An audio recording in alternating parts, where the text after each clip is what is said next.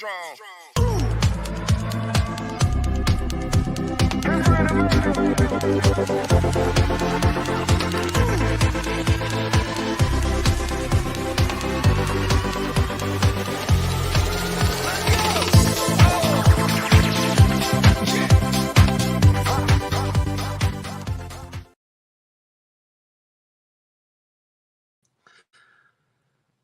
Good morning, good morning, good morning. Welcome to this morning's Soul Man Surgery, and this here is Susan's last Soul Man Surgery. It's the last Soul Man Surgery for Susan, but it's not the last Soul Man Surgery. Next week we have got a week packed full of people, quite inspirational people. Not that Susan's not inspirational, but we've got a week next week packed full of inspirational people that I'm sure that you will absolutely love. So, without further ado, I am going to bring on the main lady herself. Get ready.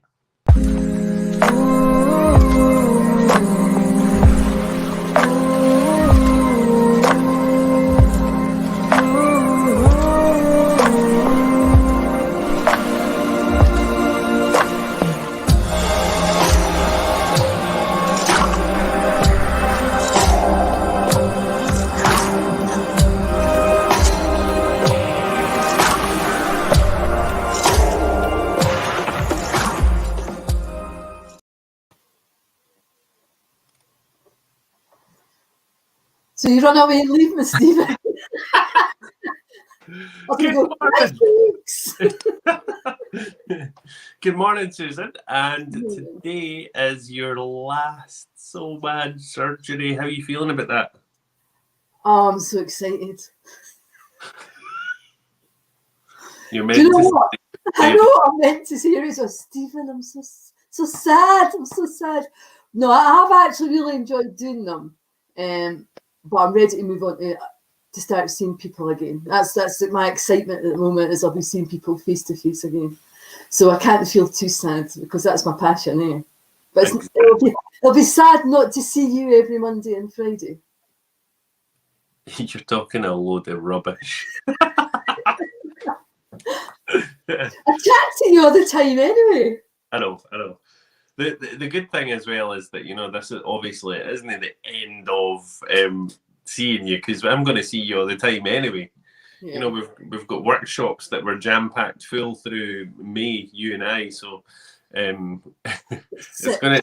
6 workshops. 7! We've got 7 workshops. That's a lot, Stephen. It is. You'll be sick of this. I know. I'm going to get to the end of May and I'll be like, oh, for God's sake, thank God she's away. I know. I'm joking. I think we're going to have lots of fun during the workshops anyway, aren't we? Yeah, we will do. Yeah. I think particularly the kids ones. The adults ones will be good as well because we'll make them fun. But for me, I like doing the kids ones. Yeah, kids are brilliant to work with, though, aren't they? And they're brutally honest as well. I don't like you. It's because I bring a lot of sort of fun, playful things out for the kids ones, and I actually enjoy doing that too. So that's why I like them. Yeah. It's nothing to do with the kids; it's the fact that I can get down there and play like a 5-year-old. Yeah, it should be loads of fun. I'm really looking forward to it. So, obviously, because today is your last surgery, you've been helping people here, Susan, for a whole year, and I have to say, you know, the last couple of days for me, it's all been about me sitting in my office here. I say my office, my wife would kill me if I called it my office. She'd be like, it's the dining room. But it's all been about me sitting here and just really reviewing a lot of stuff, actually, and really thinking. And I have to say that I am so grateful to you for coming on every week and helping helping other people. Keep telling me that. Say that some more, Stephen. There's nothing like building up my ego. Come on, I want to hear more. I'll just blow you up like a balloon. Like, there's Nikki commenting, you have destroyed my dining room. Yeah. It's the green screen. See, the green screen comes in. She's like, "Get that thing off the wall." I don't blame her. She's quite right. It's only temporary, absolutely. But you know, Susan, the last 12 months, you really have been a great inspiration for many people, and you've really helped many people to, you know, get through some really tough times in their lives. And I have to say, you know, like, I speak on behalf of everybody who messages us to say, you know, your surgeries have been wonderful. Your workshop that we done as well, that was wonderful.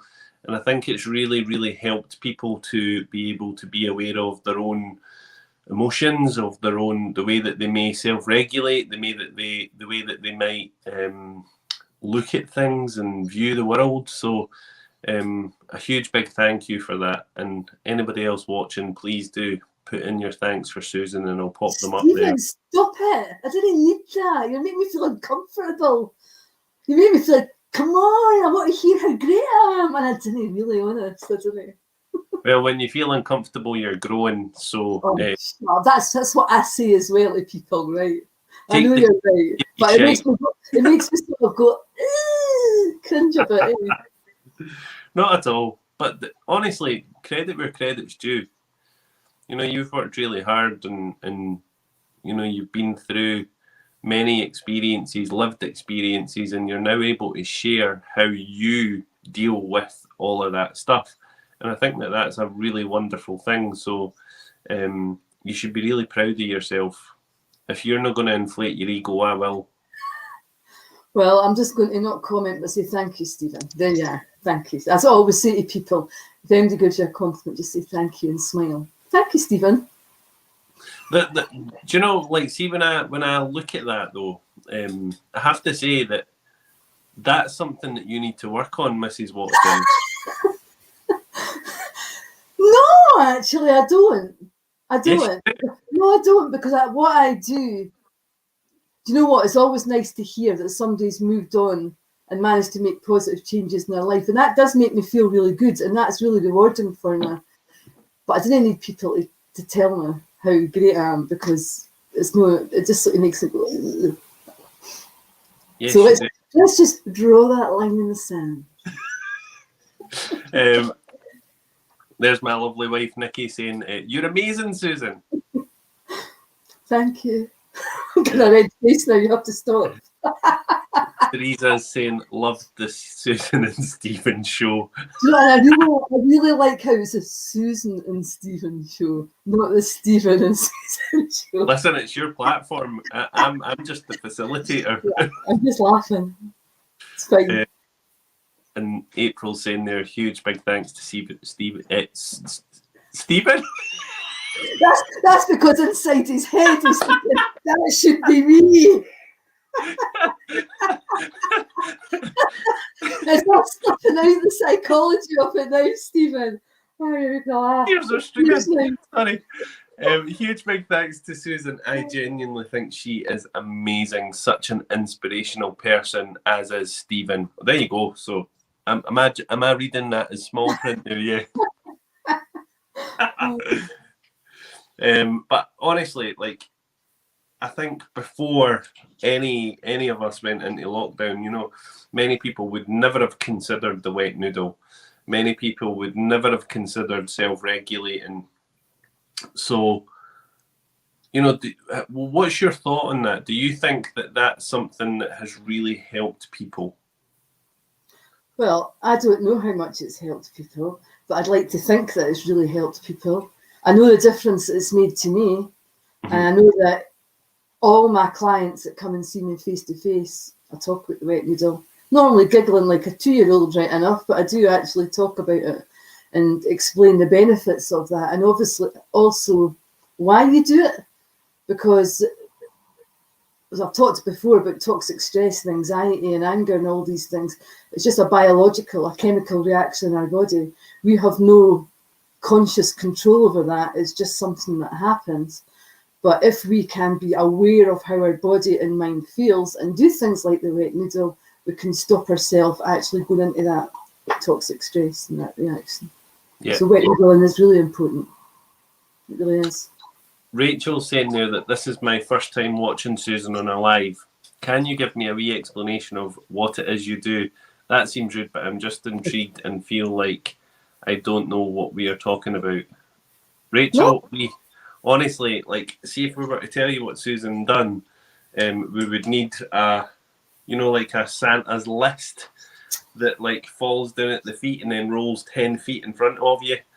But she has I can tell you in 2 minutes, Rachel. Okay, go for no, it. Stephen, right? What I do is I work with people who experience anxiety, have unhelpful emotions, unhelpful thought patterns, or perhaps have experienced a trauma in their life, or all these things that are still impacting how they feel about themselves. And what I have is I'm trained in a long, long list of all different therapies and methods.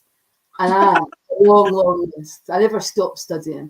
So everybody who comes to see me, I have like a tool bag that I can dip into to make sure that I can find the right thing to help that person move on to live their best life. And I actually teach them as well how to self-regulate their body and stop feeling so anxious and stressed and angry and exhausted and all these things. That doesn't take very long, did it, Stephen? No. She's also a grief and compassion coach as well. So Susan is, we're very, very, very lucky. Susan does work with us at the Soul Man and Friends on a Friday, but we're very lucky because Susan's also our grief and compassion coach at the Soul Man and Friends. So anybody who, when we're sitting with people and when we're reading people, and we found that, sometimes people, it's not a reading that they need, it's more of they need a session with someone to be able to help them to get over the grief of losing someone. So that's when Susan would then come into play, and we would then put that person in touch with Susan, and Susan does that service absolutely free at the Soul Man and Friends, and I just feed her rolls and sausage and all of that stuff. That's what I want. Cups of coffee and rolls in the morning. That'll do me. I also do things, when I talk about lots of therapies that I do traditional therapies like CBT and I don't know. I can't even go into the list I've got. Honest, I can't even think I do that many. But there's also less traditional therapies, like I do the colour therapy.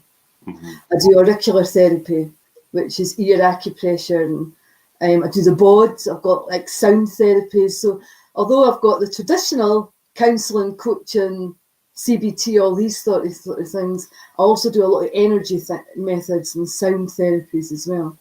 So basically I've always got something to suit everybody. And you're doing something that's really wonderful as well, aren't you? And I'm so excited about it, and I know that we're going to work on this together and collaborate, which is the shamanic journey. I do soulscaping at the moment, and what I'm training in shortly is shamanic journeys and soul retrievals. Which is amazing. And I'll tell you something. No, this is the truth. If somebody had said to me a year ago, Susan, you're going to be doing that, right? I'd say, I apologise if you don't know me. I'd say, fuck off, I'm not going to be doing that. There's no danger I'd be doing all that shit. And that's what I would say. And what's happened is meeting Stephen. I don't know what's happened, actually. This path just keeps rolling out in front of me and taking me down different roads. And I just feel drawn that is the next thing I should go to. And I can't believe I'm actually saying that. Because at one time I would have been, whoa, no, absolutely. And now I'm like, bring it on. I want to know this. I love it, though. I love the fact that you're thinking differently because, obviously, yeah, that's how it should be. But everything you know what? It's probably always sort of been there at the side of me, but I've just wanted to ignore all that, if that makes sense. Oh, I told you that. I've always sort of pushed things away and thought, no, I'm not having that. That's not coming into this. But as I work holistically anyway, and I do with the mind, body, spirit, unconscious mind, all that, this soul retrieval and soulscaping and all these shamanic journeys, really, it's just another way to help someone. So actually, although I work in a particular way with people, somebody could come through my door and I can recognise that actually that's what they're needing. Yeah. And that will help them. So it really is just another method, another approach. And I think I've said just before that the more I look at this, actually, I'm glad that I'm more open-minded, because I can see that the benefits are, the end goal, the end benefits are the same to people. It's just another path to take you there. Mm-hmm. So I'm very grateful to having met you, actually, and for you to shown me, or well, I still not shown, but you've taken the mask off my eyes. That's how I would say it, because I've always sort of kept myself blinkered in some ways, and it's like I feel that you've sort of taken the blinkers off me, and that's maybe see things a bit more clearer. That's a good way to put it. Yeah, that's wonderful. I love that. And over the last 12 months as well, we've been speaking all about self-regulation, all about wet noodling, and I'm never ever going to apologise to anybody for going over these things again, because personally, I can do them 110 times and still need reminding. So, can we do a live demonstration? You can use me as your puppet of the wet noodling, of the main things that we've spoke about, because we do have some new people watching as well. So some self-regulation methods. Yes. Well, the first thing I would say is one of the best ways to self-regulate is actually co-regulate, and I'm going to explain what that is. So we've talked before about mirror neurons, mirror senses in our body. Mm-hmm. So that if you've got one person with anxiety, say, in the house, and you're trying to calm them and make them feel more balanced, if you've got anxiety, you can't do that. All you do is you make each other more anxious, and you pick up anxiety from each other and stress from each other. So one of the best things that you can do, and we've talked about this before, is that if you're in a room with someone who is really stressed and anxious and you want to help them calm down, you cannot do that if you are anxious. You can do it if you breathe and do these co-regulation exercises that I'm going to show you in a minute. If you do them to pull yourself out of toxic stress so you're calm and regulated, that other person will start to regulate with you. And it's like that I say when kids go, ah! And you just freak out or have a meltdown. There's nothing that you can do to help them in that moment. So what best thing you can do is remove yourself from them. Just step back, because all you do is you increase it, because they can't hear you, they can't react. It's a nervous system reaction that kids are going through. So if you want to live a calm life, self-regulation is key, and I'll show you how to do this now. First one we're going to do is a wet noodle. Now, if you think that if you're stressed, anxious, angry, burnout, just absolutely exhausted, your body goes tense. Because the minute you go into toxic stress, your body, all the blood flows to your main organs in your body, it flows away from the extremities, and your muscles all tense up. So think about it, fight, flight, or freeze, all these, and your muscles go tight. So to wet noodle, what you want to do is have a fully and completely relaxed muscle body. And the way I describe that is, imagine cooked spaghetti and I'm shaking it about and it's all floppy, and I drop it on my hands and it just goes splish. That's what I want you to do with your body. So just splish, Stephen. Just go off floppy. Remember, you can let every muscle relax because you've got a skeleton, so it'll support you. I like to flop my head back as well. So you don't have to do that, but you can do that. Minute you do that, 1 minute of having a fully relaxed body, it pulls you out of toxic stress, puts you right back. You'll go back up into stress again, but every time you do that, you're dialing it down and you're lowering that stress. Remember, stress is cumulative. It grows with the more things that will happen. So by dialing it down, you're taking yourself back to a starting point. Now, if you're somebody that's lived with stress and anxiety and anger and been in toxic stress for a long time, you may not even know what a relaxed body feels like. And that's the truth. You might not even know how to do it. So what I say is squeeze your toes and squeeze your fists as tight as you can, really, really tight for 5 seconds. So all your legs are tight and all your arms are tight. And make it tight, tight, tight, tight, tight, tight, and then let it go. And you'll just feel all the tensions come out your body. That is a relaxed body. And that is what you want to feel. And if you feel that you would like to take that relaxation a little further, we just do that wee 10-to-1 body scan. Pick a colour that you like, a colour that you think appeals to you, that seems comforting and relaxation. And start from the top of your head. And as I count from 10 to 1, just imagine that colour going all the way down your body and relaxing every single part of you. 10, 9, 8, 7, 6, 5, 4, 3, 2, and 1. Just imagine your body filled with that colour, totally relaxed and comforted. Just bringing that sense of peace and calm. And that's what you want to do as often as you can, because every time you do that, you're pulling yourself out of toxic stress. Absolutely. Now, what I say to people, and I've said this many times, and people go, no! Try and do it 100 times a day. So by that, I mean every chance you get, relax your body. If you're sitting on a chair, relax your body. If you're standing in a queue in the shop, relax your body. Watching TV, relax your body. If you're eating, relax your body. Because every single time you do it, you're pulling yourself out of that stress, which means you'll have better relationships, you'll react differently, you'll feel calmer, you'll sleep better. And more importantly, your thinking mind comes back on. Because if you're living a life of anxiety and toxic stress, your thinking brain isn't working right. It's not online. You can't make decisions. So the minute you pull yourself out of that and your brain comes online, you see life differently and you make better decisions. So wet noodle is the way to go. I'm interested to see how many of you participated in that and how you feel after you've done it. You know, when I wet noodle, I feel my hands getting really heavy. I just come back feeling really relaxed. I feel really, really chilled. And that took 60 seconds to do what Susan just done there.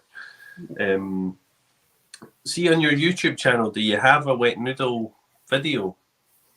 I do. I think I have a video, and it's called Dialing Down Stress. Dial Down Toxic Stress. I think it's called that. Brilliant. So you can check out Susan's YouTube channel. It's scrolling across the bottom of the screen there. And it is Perfect Solutions Coaching on YouTube. So it is, honestly, it's just, if every single person on the planet learned how to self-regulate, we would all be hippies walking about with tie-dye trousers and Remember as well that your brain likes habit. The things that you do the most or think about and focus on the most becomes the strongest habit. Yeah. No matter what it is. So think of that if it's negative thinking and bad habits. If you do that the most, then that is your strongest habit. What you want to do is introduce, that's why I'm saying do this wet noodle all the time.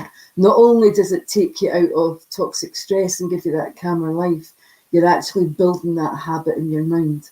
So it becomes automatic. So you didn't even need to think about it. Eventually you just do it without even knowing you're doing it because your back brain's doing it. Yeah. And you will live a calmer life. There's Chazelle. Hello, Chazelle. Chazelle saying I did it and it was fantastic. I feel so relaxed. That's wonderful. And Chazelle hasn't been on before, so that's brilliant. That's really good. Teresa, I feel so chilled. Sharon is saying, love the tightening and releasing. That way you can really feel the body relaxing. And honestly, you really can. You know, see, I do it quite often if I'm in bed and I'm struggling to sleep. What I do is I tighten up my toes, and then I tighten up my calves, and then my thighs, and then I just work all the way up the body, right up to my head, and usually I get to my neck and I'm gone. What I would say as well about the wet noodle, just while I remember, and I will say sorry for butting in there because I did butt in. No, you're all right. Go for it. Is it's not only just as important to do that 100 times a day to keep yourself out of toxic stress. If you're going into situations you know are going to be stressful, say you were going to have a conversation that you know was going to be difficult, or you were going to have to see somebody that was going to make you feel uncomfortable, or perhaps sitting a test or an exam, anything that brings up stress, that is the moment you should absolutely wet noodle. How many people have went into an exam or an interview for a job, really prepared for it and ready to go, and then you sit there looking at that paper and you think, shit, I can't remember that answer. I know it, I just can't remember it. Or when you walk out that interview and you're walking along the road and you're thinking about the questions and you go, God, why didn't I say that? Because that's the answer I wanted to give. It's because your stress level's so high, your thinking brain's switched off, and it can't actually get into that filing cabinet for the information. It's all in there, you just can't pull it forward. If you practice wet noodling before you go in and during it, remember, nobody knows. Nobody can see you're doing it. So you can actually do it in the middle of an exam or the middle of an interview. What you do is 7 seconds, having that relaxed body, around about 7 or 8 seconds, your thinking brain comes back on. And you'll be able to think clear and remember exactly how you want to behave and what you want to say. So it's really important. I used the wet noodle a lot yesterday. I had an admin day yesterday, and I was working from 7 a.m. till 9:30 last night, and I'd sent like 170 emails by that point, right? And on email number 168, I was like, I've only got a few more to go. So what I done, and I was very aware that I was upright and I was very tense like this. So what I done is I just went, whoa. And I actually went through to the living room and I wet noodled on the couch. Took myself that doesn't away. Sound very good, eh? I was wet noodling on the couch. Sorry, folks. Ask my wife. My wife will tell you, like frequently throughout the day, I'll go through to the living room and I just throw myself onto the couch and I'm like this. And wet noodling, and what a difference it makes, because then when I'm back at my desk, I'm boom, right back into work. It does help. It does. Remember, you can do it with your pelvic floor as well. If you have a pelvic floor. Well, you've got a bladder area and you've got a willy, eh?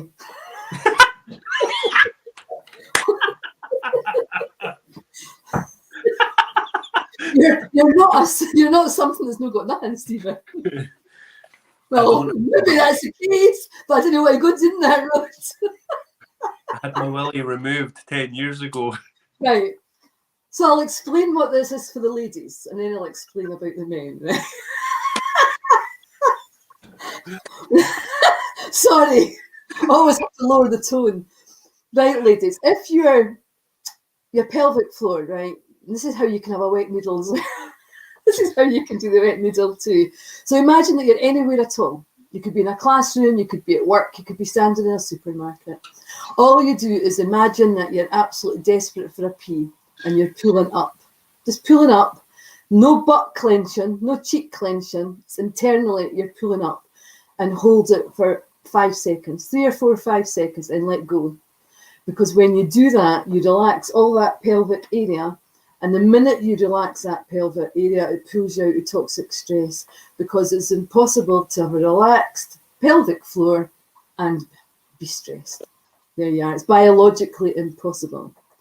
Now, for the easier way to explain this to Stephen, who knows perfectly well how to do it, if you sit on your hands, women can do this as well. If you sit on your hands, you can feel the 2 bones in your ass.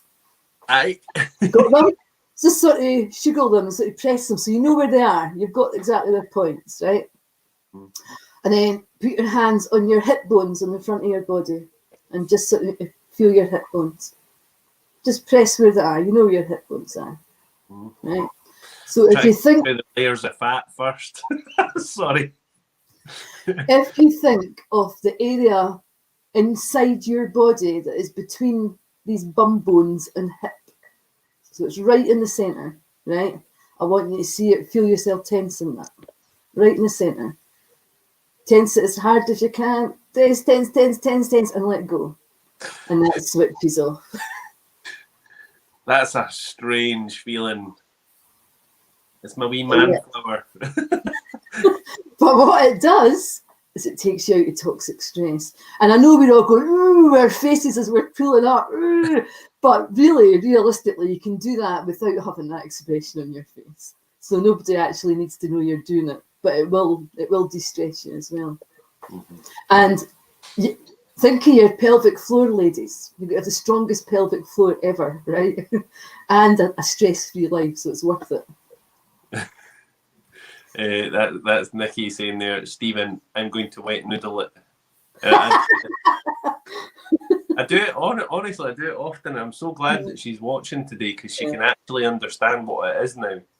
You know, because you're engaging your parasympathetic nervous system by doing the wet noodle. That's the science. You're actually changing the chemistry and biology of your body, where it's an automatic response where you have no real control over that, but by wet noodling it gives you an opportunity to change that chemical and biological response, to change how your thoughts, your feelings, your emotions, and because of that also changes your actions and behaviours.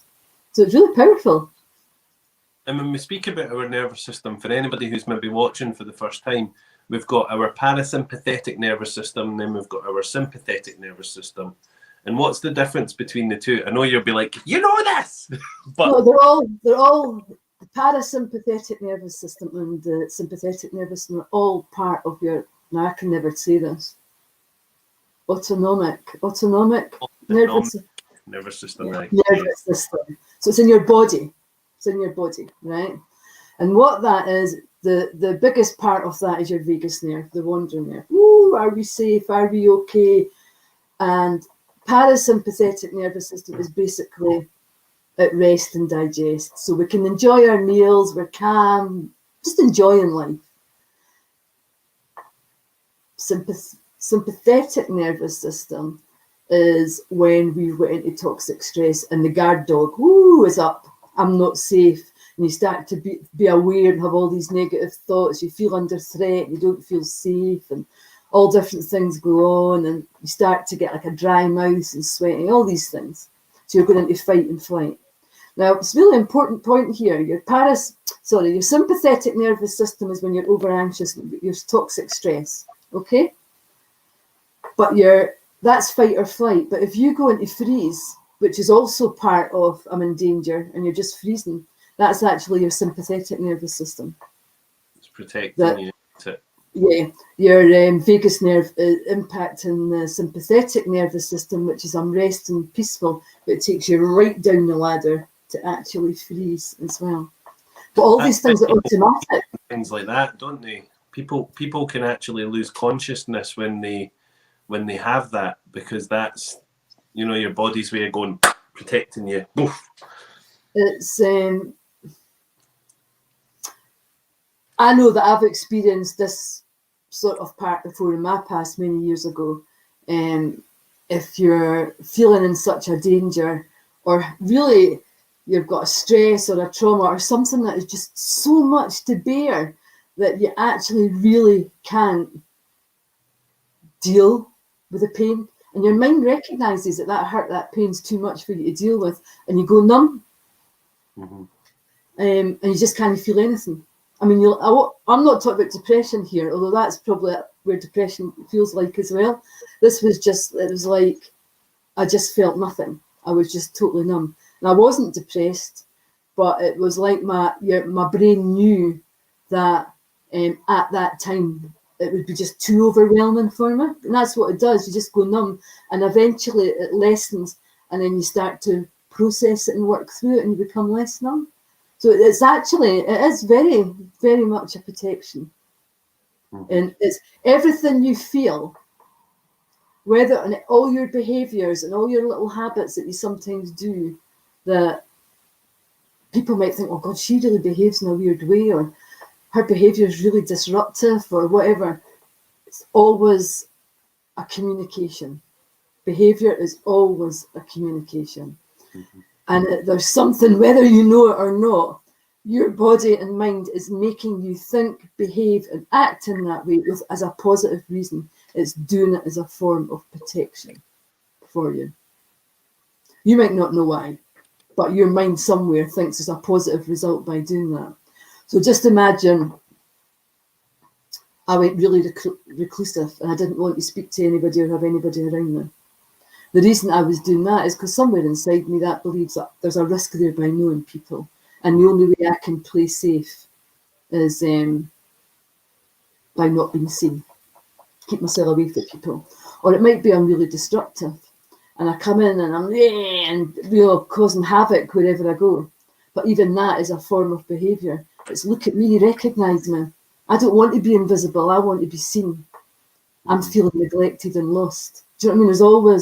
There's a reason there for it. Rachel's saying there that she's had days of numbness during grief at the start. Mm-hmm. And that's perfectly normal, Rachel. Perfectly normal. Thank you for sharing that, though, because Rachel was sharing the other day as well, Susan. You know, she's lost someone over the last few months, and she's found it unbearable to deal with the pain of it. I would say, Rachel, if you want, you can. I don't know if you know about my other page, Healing a Broken Heart, and it's a full journey of helping people through grief and loss. It's not an interactive page. It's just lots of information that I've put up, and I go on every day, most days, and put little self-help tools up. There's no money. It doesn't cost anything, but it's a full focus on helping people with grief and loss of all kinds. So yeah, it's not interactive. I think that it's not interactive. It's not something where, you know, you'll have to speak to Susan or anything like that. It's just things that you can look at that's really going to help you through the difficult time that you might be going through. So go and check it out, have a wee look at it, because it's absolutely wonderful. You know, Susan, she does so much hard work behind the scenes helping and supporting people, and I think it's a wonderful resource for anybody. So, you know, if you have been through some sort of grief, I lost my grandmother in September, who was my absolute world. Absolutely adored my gran. And Susan's Healing a Broken Heart Facebook page, it really has helped me to be able to, you know, recognise that everybody goes through these feelings of grief, because I've never lost anybody that close before. So for me, it was quite a horrendous ordeal, but Susan's page really did help me, and Susan helped me, obviously. So yeah, go and have a wee look at that if any of you want to see that. So obviously we've spoke about the whole self-regulation, engaging that parasympathetic nervous system. See, when people have been in toxic stress for such a long time as well, what's interesting is that everything in your environment, and more specifically, you know, your social media can actually have quite a big impact on that as well, can't it, Susan? You know, so if you were scrolling through and I kept seeing Susan Watson posting horrific images, you know, sharing stuff like that, that's going to engage the sympathetic nervous system, and it's going to make me go, wah! Do you know what? Everything about life can do that. You're right, social media, TV. Do you know what, though? Even games. Think of the computer games. Violence in computer games. Movies, the films we watch. Everything, even violent cartoons. Remember, your mind's taking all that in. So all these things, it's not conscious. All these things are going into the computer of your mind. Everything. Even somebody telling you a story. Somebody telling you something about their life. That goes in. Everything goes in here. Mm-hmm. And that's why it's really important to manage yourself, because none of us are immune to that at all. That's why we always feel, you know, like, see if you're watching this, you know, this dramatic series on Netflix or whatever, you'll feel this, you know, these moments of calm and these moments of stress, and it's because that's what it's doing, isn't it? Remember watching a movie or a game or whatever, even reading books can be just the same. You go into a natural state of hypnosis with that anyway. Mm-hmm. So your mind's more suggestible, actually the most suggestible it'll ever be. So it's taking all that in. And that's why I know it happens to me, because I've ever been sitting watching a film and you get all angry, God, stop that! Or you're sitting watching it and the tears start flowing, it's like you're absolutely breaking your heart. It's because your mind is actually believing this is all true and it's actually taking it all in. So of course it doesn't affect you. But I've seen myself raging watching some programs, other times sitting cuddling a pillow, howling and crying. And it's because you're actually reacting as if it's a truth because you believe it. See when people have been through some sort of trauma as well, Susan, can it affect your emotions as an adult? You know, because like there's many people that have been through traumatic experiences as children or whatever, and they find it really hard to cry as adults. Right. What happens, it's important to mention this, trauma is not the situation and it is not the experience. Trauma is what it does to the body and the mind. Mm-hmm. I think I've said that before, you can get two people that have exactly the same childhood experience that have been absolutely horrific, just terrible. One walks away and after a week or two processing it, just has no other impact on their life at all. Another person hasn't been able to do that processing and let it go. And it's like it sort of closes off. And what happens is that's trauma. Your mind hasn't been able to close it, so you live with it. And so trauma is what it does to the body. But yes, you can, and it does impact you emotionally because you almost get stunted in every way. Mm-hmm. You may feel emotionally like a child. You may hurt the way a child. You're not processing things correctly. And you may be very emotional. You may have no emotions. Some people feel absolutely numb. They feel that sometimes they can't even remember their childhood. Parts might be blanked out, that they just don't know. It just, everybody's body will react differently. And why is that? Why is it that we block out or blank out things? Your mind only gives you what it thinks you can cope with. I know that, I don't know if I told you this, when I was training in what's called forward focus trauma therapy, and that's where the wet noodle and all this sort of thing was coming from in the training. We were going on weekly sessions and talking about what our experience was of using it. And I was saying I was starting to get lots of memories coming back, like for years, like I was a child or a teenager and in my early 20s and things like that, things that I hadn't thought about. I didn't even know they were even there, really. All these memories were coming back. And they weren't nice memories. They were memories to do with a lot of hurt and pain in my life. And I was saying these memories were coming back. And they asked me how I felt about it. And I said, well, when they came back, I was wet noodling. And I just sat with them. And they just passed. And what that is that's trauma healing.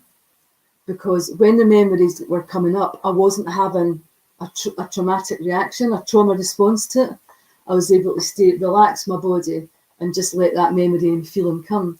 And it actually didn't really bother me at all. So that, because I was able to stay relaxed and calm, I was allowing that trauma to process, that cycle to close off and for it to get filed away, that I could now deal with it, I could now cope with it. And that was my mind releasing things that I couldn't remember, basically, because now I can cope, where back then I couldn't cope. Your mind's a wonderful thing, an amazing thing. It's always there to protect you. It wants to keep you alive. It wants to keep you safe. You might not always understand why it's doing things, but there's always a reason that is to keep you alive and safe. Mm-hmm.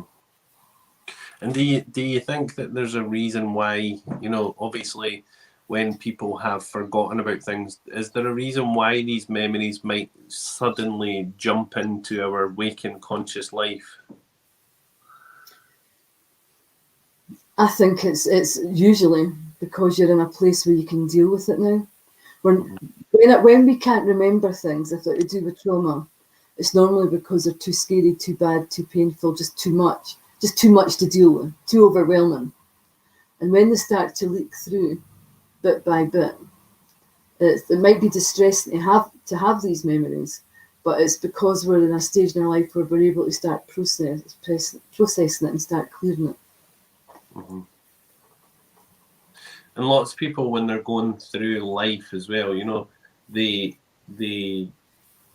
find coping strategies, because when we're going through stress, when we're dealing with stress, short-term or long-term stress, we find coping strategies, don't we, Susan? So for some people it's smoking, for some people it's meditation, for some people it's medication, for some people it's listening to music, cleaning, you know, lots of different things.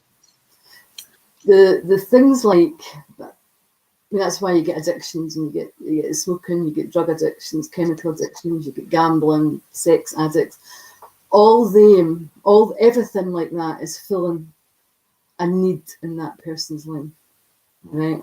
So actually, the key isn't to learn to stop, to be able to stop smoking or be able to stop having your addictive habits. It's to identify that need that there is in your life and how you can fill that in a healthier, safer way than what you're doing with the habits that aren't good for you. It's always a need. And if I was to say to most smokers, why did you start smoking? It's normally, well, I started smoking when I was about 15 because I wanted to be one of the crowd. I wanted to be in with that group at school. I wanted to be the same as people around me. Or I smoke because I get stressed and nervous, and smoking just helps me relax. So there's two things there. Why don't we find another way to help you relax and stop being so stressed, right? And then the other thing about wanting to be accepted by people and part of that crowd is, what other ways can you build up your confidence and self-worth and self-esteem so that actually you feel that you don't need to smoke because you're worthy of people accepting you exactly the way you are. Do you know what I mean? There's always underlying reasons there. Mm-hmm. So Stephen, stop smoking.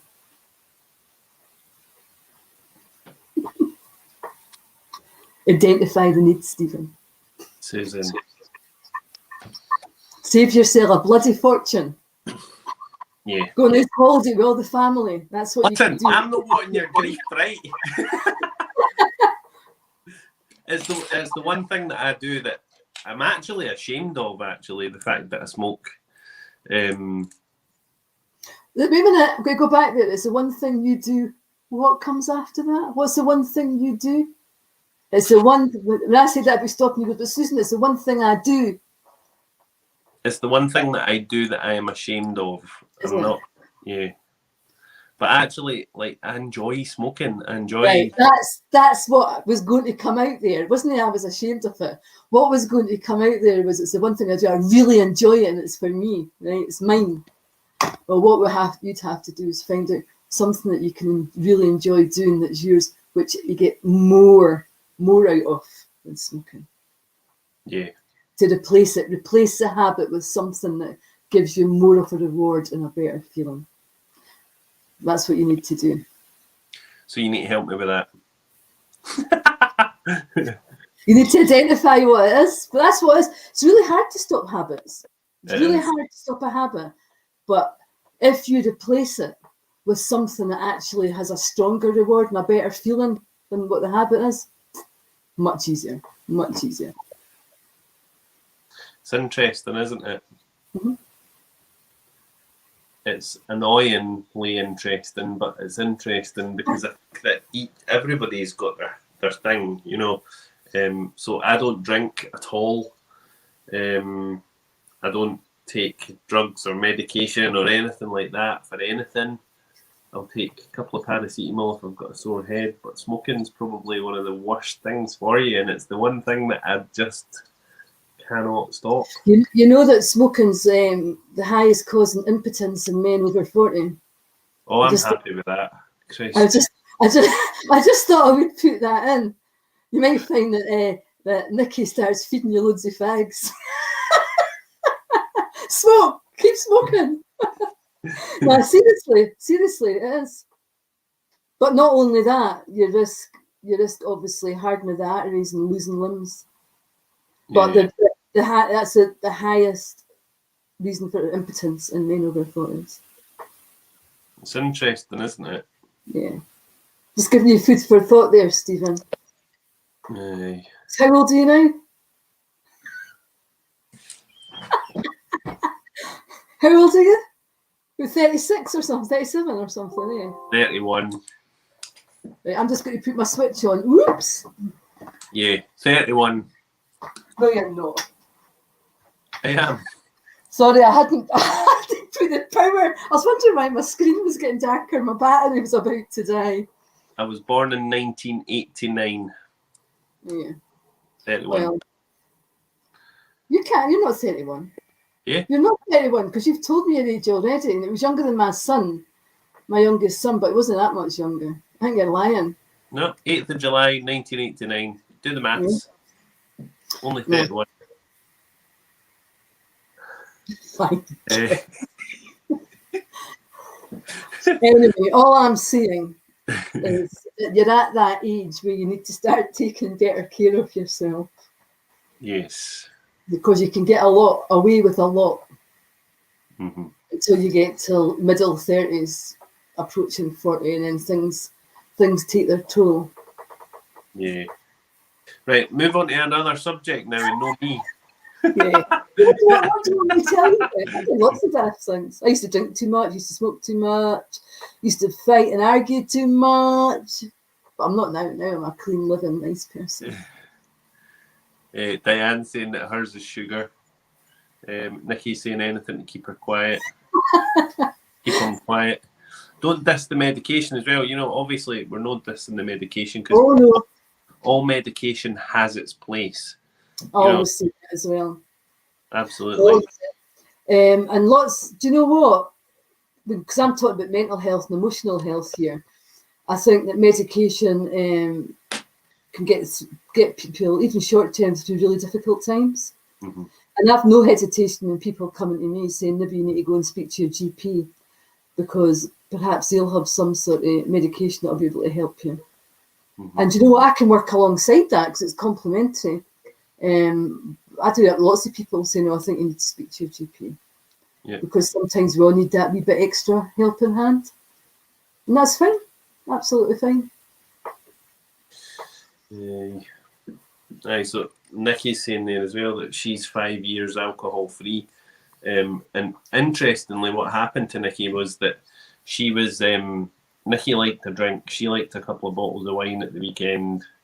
She liked a couple of bottles a night sometimes. She'll be happy for me to share this, although she might actually punch me in the face when I go up the stairs. But what happened to Nikki was that she, when we were on holiday, she took very, very unwell, very acutely unwell. She was actually in intensive care for 2 weeks. And what had happened is a gallstone had moved down through her bile duct and into her pancreas and caused pancreatitis. So she was very, very unwell. But the doctor said, you know, if you drink alcohol again, it's like a gun with one bullet. You know, you could click the trigger many times and you could be fine. It's like really, yeah. And it really made Nikki look at and assess life differently. And she's so much better not having alcohol. Now what she does is she has green tea, she listens to music, she has a bath, you know, all these things that are alternatives to the one thing that was making her unwell. Because I don't think it was just the, you know, obviously it wasn't the alcohol that caused what was going on with her, but I think that what happened when Nikki had a drink is that she would have terrible hangovers. It would last for 2 days. It was numbing part of her. You know, it was numbing something. That's really the way that life is, though. Eh? People, I mean, I like wine. I drink wine. I don't. I'm quite fortunate. When I was younger, I probably used to drink too much. As I've got older, I've got like this internal cut-off switch. I mean, I really have. Just like, for one thing, wine's like firewater to me. I just need to sniff it and I can get drunk on wine. I can get drunk on wine. No, honestly, I could feel quite tipsy on half a glass of wine. So I'm a cheapskate. One glass of wine and that's my cut-off switch. Oh, I've had too much to drink. Yes. I choose not to drink because I turn into some kind of wild unicorn. Like I run about the streets naked and I do. My wife will tell you there's been many times where I've taken my clothes off when I'm drunk. Pee in the street. Who pees in the street? But I pee in the street when I'm drunk. I tried to get into my car one time when I was drunk. I think Honestly, it's a good thing you don't drink. Yeah. I think you should always be alcohol free. It's Yeah. not healthy for you, and well, it's not healthy for most people, but it's certainly not got a good reaction with you. it just makes me really happy. Like, honestly, I'm like, oh my God, I love it. What it's actually doing is actually making you really pissed at your head, right? And messing up your brain cells. That's what it's doing. Yeah. Actually, there was.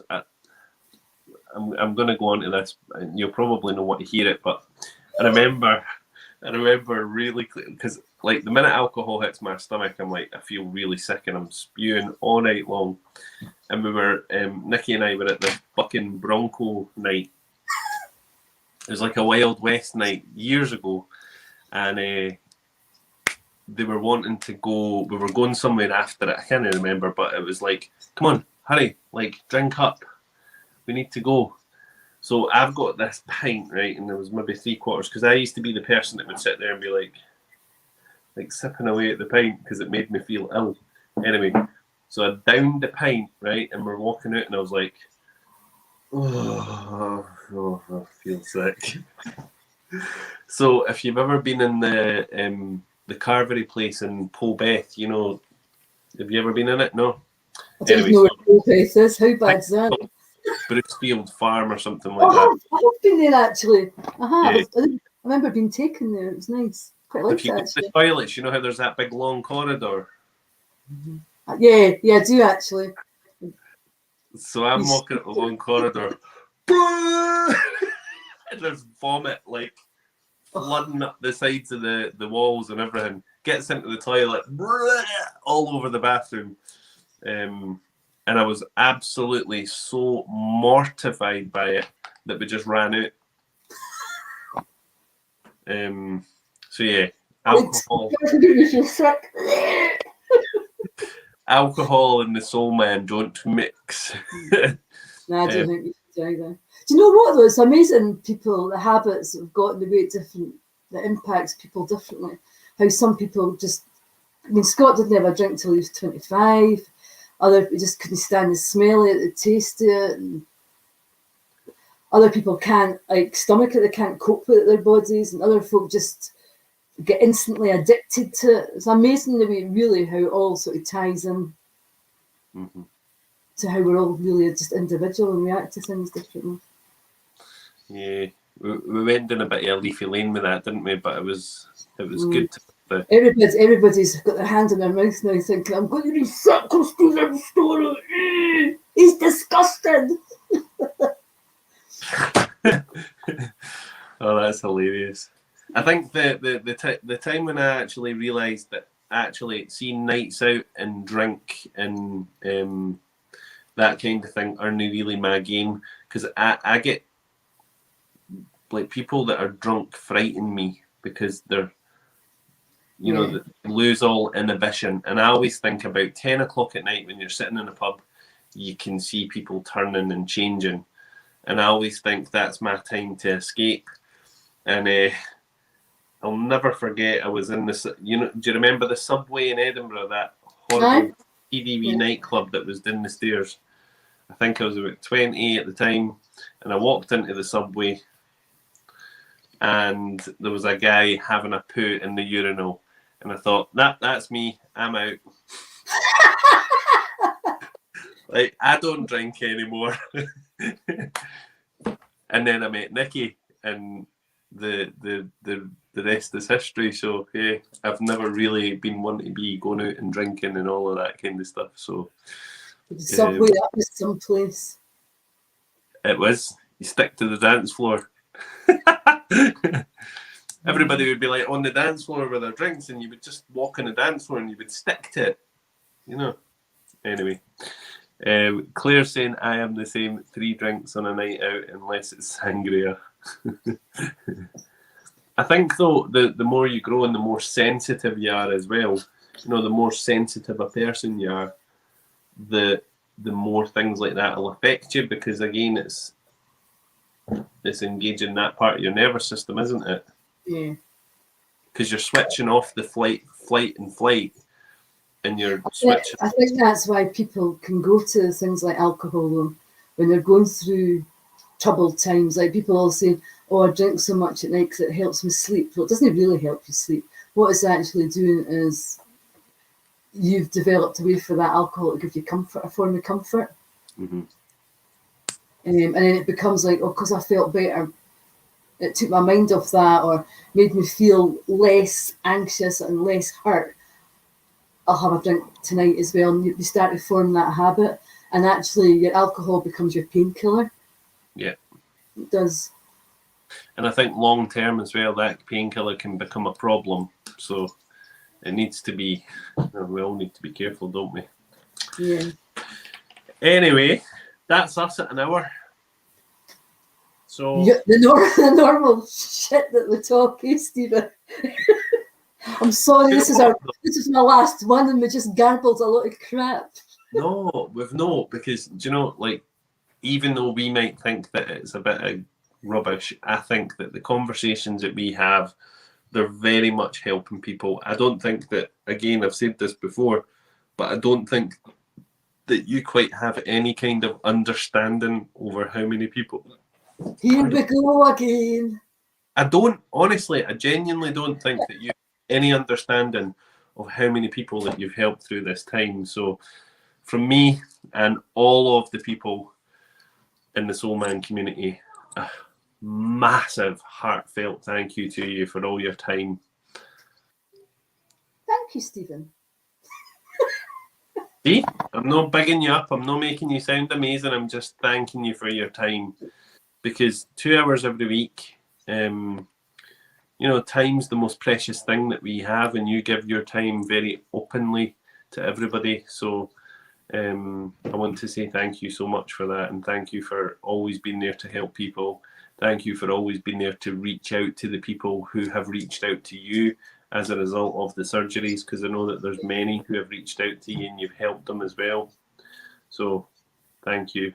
And I'll see you when the shop opens, because actually no, I'm coming back in May, but because we've 2 of the days we've got workshops, the 2 Fridays, mm-hmm. I'm going to come in the morning and then leave with you from the shop to go to the workshops. Oh, that's good. Yeah. I hope you've got the dates in your diary. Yeah. So that's what I'll still come to the shop. I'll still be there in the morning. Mm-hmm. About 12 o'clock or whatever it is. I'll just leave with you to go and do the workshops. That's good. Yeah. I never thought about that, actually. So yeah, if anybody would like to book in with Susan, or if you would like to see more about what Susan does, again, you can check out her Facebook page, which is Perfect Solutions Coaching, if I can find it. Probably not. Oh, just Perfect Solutions Coaching. That's it, really. People can find it easy enough. I'm splattered everywhere over every social media channel. You've also got perfectsolutionscoaching.co.uk. You'll find her on Instagram. You'll find her on Twitter. You'll find her on Facebook. You'll find her on LinkedIn. You'll find her on Snapchat and Tinder. So she's on all of the... I didn't think so. I'm joking. She's on all of these anyway. All of those, apart from Tinder. And apart from Snapchat, she doesn't use those two. Anyway. Obviously, she's got her Healing a Broken Heart Facebook page as well, so you can jump on and have a look at that. And I think what I've definitely taken from these last 12 months going through everything with you, Susan, is this. Change your day by starting right. Absolutely. It's something to aim for. We might not always do it. Don't beat yourself up if you can't do it, but it's something to aim for, and try your best to do it. Yeah. So, Thank you so much. And I'll speak to you tomorrow, or I'll speak to you later this afternoon. But for everybody else, we will see you back on Easter Monday. We have got the Soul Man surgery on Easter Monday with my lovely friend Dean Cameron, who is the Scottish cold water expert. So Dean's on Monday, and he's talking about everything to do with cold water immersion, which actually also engages the parasympathetic nervous system. Yes. Fascinating. So I'm going to be speaking to Dean a wee bit about that on Monday, actually, and a wee bit about the science behind what cold water immersion does for our nervous system. So see you Monday. And Susan, I'll speak to you later. Bye. Bye, and thank you so much. And if I can get this to work, it's because I'm doing it. Right, 1 second. Are you sticking it in for 2 minutes? Yeah. Yes. Yeah. There you go.